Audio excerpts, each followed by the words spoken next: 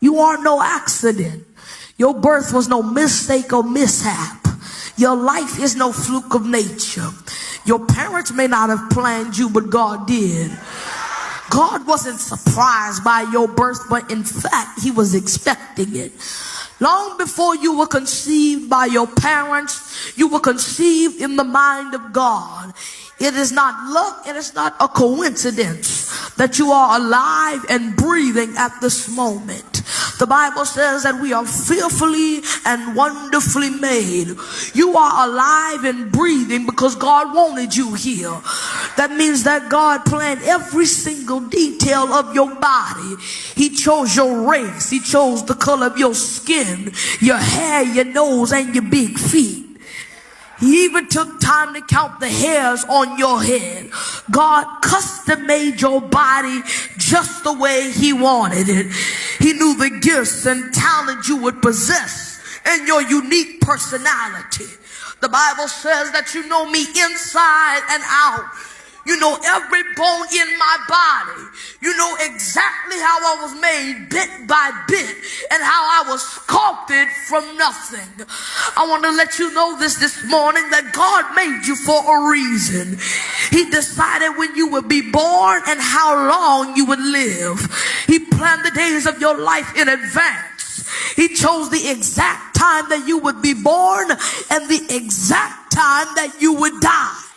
The Bible says in Psalms 139, you saw me before I was born, and you scheduled every day of my life before I started to breathe. Every day was recorded in your book.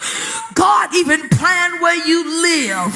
He said, I'm going to get the glory out of everything in your life. Your race and your language and your nationality was on purpose. The Bible says in Acts that he determined the time set for men and the exact places where they should live. Nothing in your life is guesswork. It's all for a purpose. Isn't it amazing that in spite of the circumstances of your birth or who your parents were, God had a plan when he created you. It didn't matter if your parents was poor and hardworking or if they was rich crackheads. God knew that those two individuals would possess the right genetic makeup to create the unique you he had in mind. They have the DNA that God needed to make you. And while there are illegitimate parents, there is no such thing as illegitimate children. God, y'all done got quiet.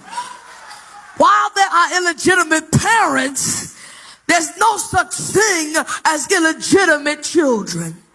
Many children are unplanned by their parents, but they are not unplanned by God. God's purpose was for you to get here and do something special. That's how much you mean to God.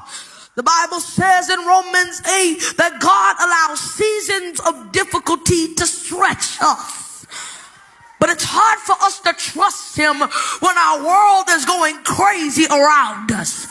But I suggest to you today that you've got to learn to take your eyes off that circumstance. You've got to learn to take your eyes off that struggle, that hardship, whatever it is. And you've got to look up to Jesus.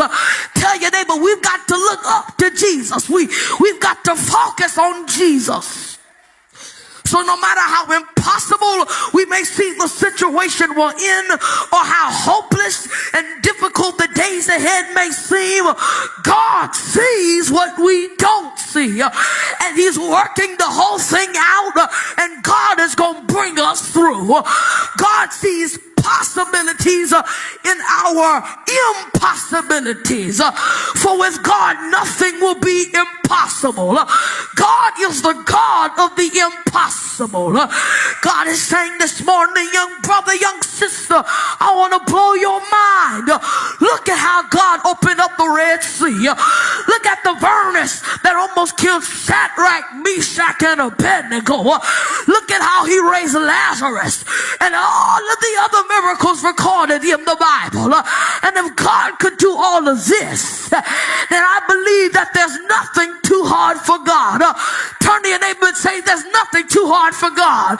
Come on, tell them there's nothing too hard for God. Power belongs to God.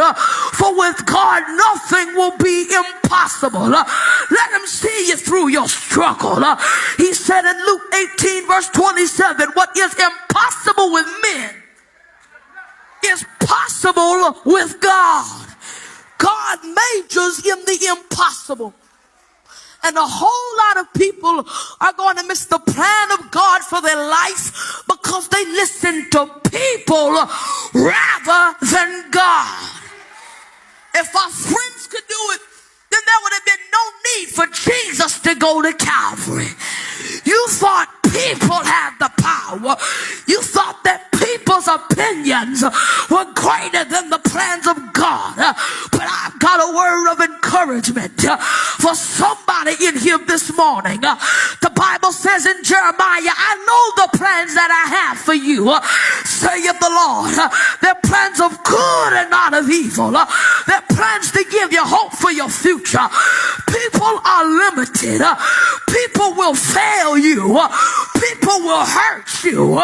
People will lie to you.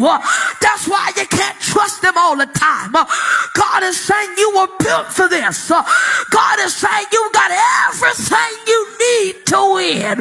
Look at your neighbor and say, you've got everything